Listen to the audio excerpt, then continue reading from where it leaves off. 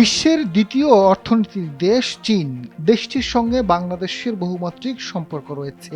একমুখী ও এককেন্দ্রিক পররাষ্ট্রনীতির কারণে গত 15 বছর সম্পর্ক উন্নত করতে অনেক পিছিয়ে পড়েছে বাংলাদেশ। বর্তমানে বাংলাদেশের সম্পর্ক যে কোনো সময়ের চেয়ে উচ্চতায় অবস্থান করছে। সেই মুহূর্তে প্রধানমন্ত্রী তারেক রহমানের চীন সফর সময়োপযোগী এবং সঠিক সিদ্ধান্ত। যেভাবে শহীদ রাষ্ট্রপতি জিয়াউর রহমান দূরদর্শী কৌশলে চীনকে অগ্রাধিকার দিয়ে পররাষ্ট্রনীতি তৈরি করেছিলেন।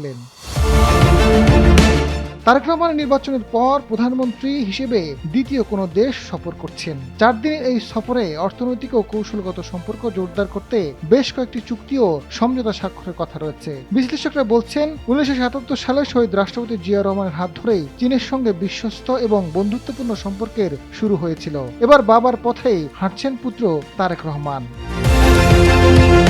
কয়েকটি কারণে চীনের সঙ্গে বাংলাদেশের সম্পর্ক জরুরি। প্রথমত, চীন অর্থনৈতিকভাবে শক্তিশালী। দ্বিতীয়ত, চীনের পররাষ্ট্রনীতি আধিপত্যবাদী নয়। তারা অন্য কোনো দেশের অভ্যন্তরীণ ব্যাপারে হস্তক্ষেপ করে না।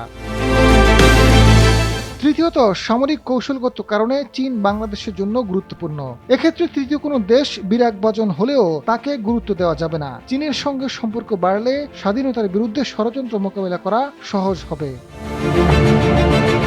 অর্থনীতিবিদ ডক্টর মাহবুবুল্লাহ জানান, বর্তমানে চীনে একটি আন্তর্জাতিক সম্মেলন চলছে। সেখানে বিশ্বের 26টি দেশের রাষ্ট্র ও সরকার প্রধান অংশ নিয়েছেন। বিশ্বের দেশগুলোর কাছে চীনের নেতৃত্ব গ্রহণযোগ্যতা বাড়ছে। এ ধরনের একটি রাষ্ট্রের সঙ্গে বাংলাদেশের সম্পর্ক উন্নয়ন জরুরি। শহীদ রাষ্ট্রপতি জিয়াউর রহমান চীনকে অগ্রাধিকার দিয়ে পররাষ্ট্রনীতি তৈরি করেছিলেন। ওই সময় দেশের স্বাধীনতা সার্বভৌমত্বের বিরুদ্ধে ষড়যন্ত্র হয়েছিল, কিন্তু জিয়াউর রহমানের দূরদর্শী কৌশলে তা মোকাবেলা করা সম্ভব হয়েছে বলে মন্তব্য করেন ডক্টর মাহবুবুল্লাহ।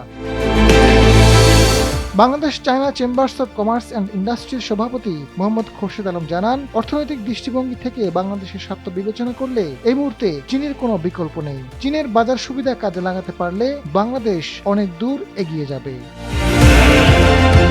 আজাদ ফারুক, সময়ের আলো।